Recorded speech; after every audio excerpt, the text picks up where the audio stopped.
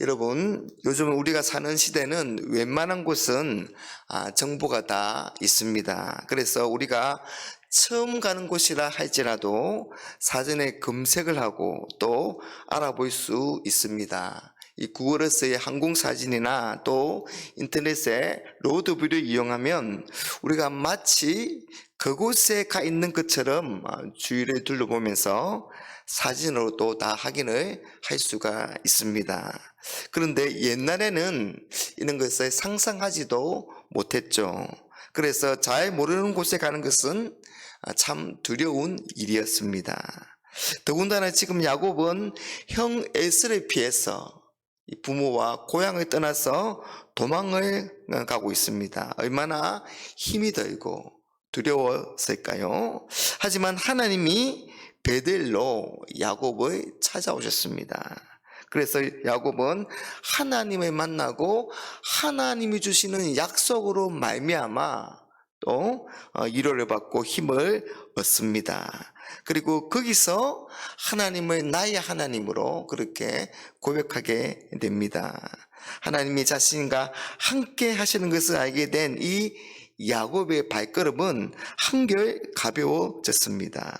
그리고 새로운 인생에 대한 기대와 소망을 가지고 지금 바담 아람으로 향하여서 가고 있습니다. 오늘 말씀 1절에 야곱이 길을 떠나라고 그렇게 기록하고 있는데 이것을 원문대로 지극해 보면 야곱이 자신의 발을 들어 올렸다라는 그런 뜻입니다. 그래서 이런 뉘앙스를 살려서 읽어보면 야곱이 자기 발을 힘차게 내디뎌서 동방 사람의 땅에 이르게 되었다. 그런 뜻이 되겠습니다. 여러분, 하나님이 함께 하시고 하나님이 인도하심으로 야곱이 힘을 얻어서 동방 사람의 땅에 이르게 된 것입니다. 거기에는 우물이 있었고 우물 주위에는 양을 치는 사람들이 모여들었습니다. 야곱은 사람들에게 어디서 왔는지를 묻습니다. 그러자 사람들이 하란에서 왔다고 그렇게 대답을 합니다. 야곱이 그 대답을 듣는 순간 눈이 커지고 동그래졌습니다. 얼마나 반가웠을까요? 그리고 내친 김에 더 묻습니다. 나홀의 손자 라반을 아십니까? 그랬더니 안다는 겁니다. 야곱이 이번에는 라반이 평안하냐고 그렇게 묻습니다. 만약 라반이 죽거나 망했으면 그 딸을 아내로 맞이하는 일은 힘든 일이 될 수도 있을 테니까요. 사람들은 평안하다고 대답하면서 이 라반의 딸 라헬이 지금 양을 몰고 이곳으로 오고 있다 그렇게 알려줍니다. 여러분, 이 말을 들은 야곱이 얼마나 기뻐했을까요? 지금 야곱은 하란에 있는 이 외삼촌 라반을 찾아가는데 힘들어 찾지 않아도 이 우물에 기다리고 있으면 그 라반의 딸 라헬이 알아서 자신에게로 온다는 겁니다. 그리고 드디어 야곱이 라헬을 만나게 됩니다. 11절 12절을 한번 보세요.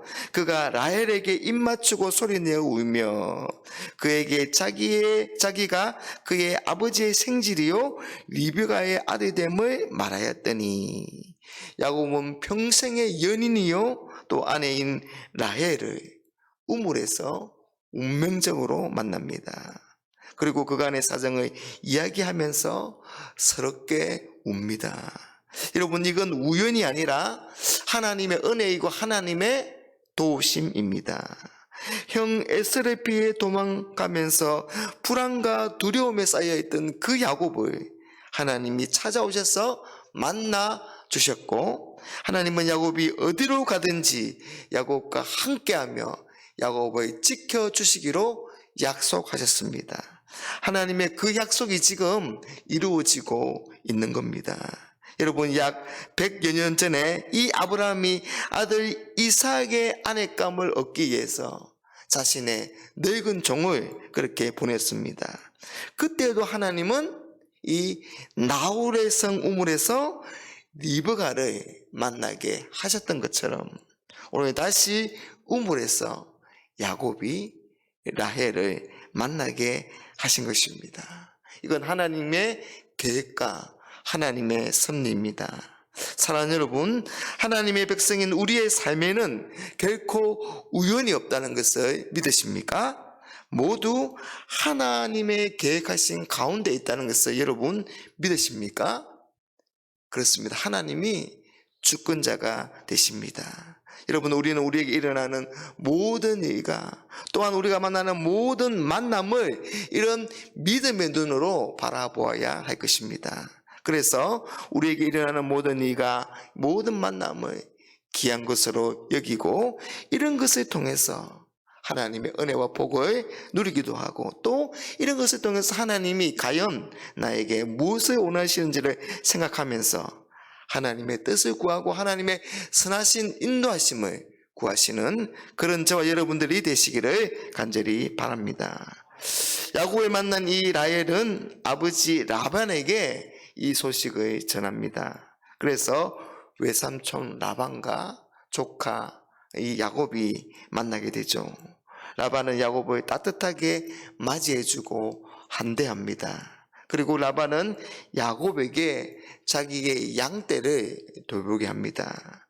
하지만 한 달이 지난 다음에야 이 야곱의 품삯을 이야기하기 시작합니다. 15절에 라반이 야곱에게 이르되 내가 비록 내 생질이나 어찌 그저 일을 하겠느냐 내 품삯을 어떻게 할지 내게 말하라.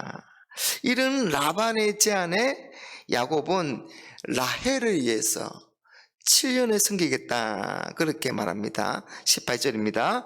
야곱이 라헬을 더 사랑함으로 대답하되 내가 외삼촌의 작은 딸 라헬을 위하여 외삼촌에게 7년을 섬기리이다. 여러분, 당시 상황으로 보면 결혼하기 위해서는 이 결혼 지참금을 내어야 하는데, 그런데 이 지금 결혼 이 지참금은 대략 3, 4년치 이 노동자의 봉급이면 충분하다고 합니다. 그런데 무려 7년이나 섬기게 됩니다. 야곱은 보통보다 2배 정도를 더 내는 셈입니다. 좀 가하죠. 더구나 야곱은 남이 아니라 이 라반의 조카잖아요.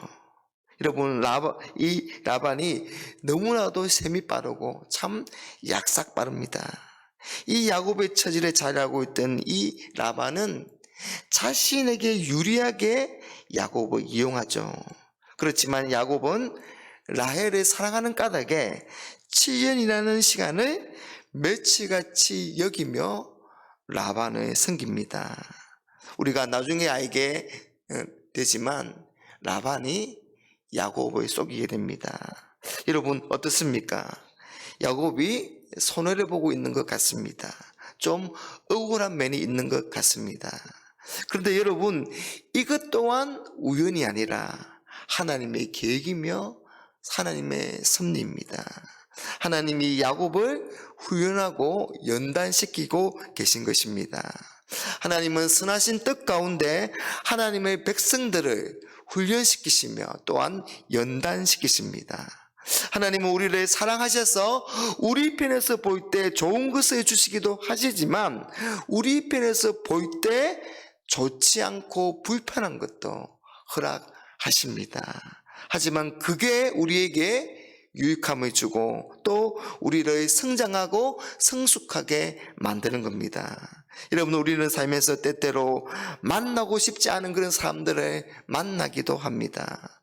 교활하고 적대적이고 거짓말하고 비양심적인 사람과 함께하면서 괴로움을 당하고 또한 어려움을 겪기도 합니다.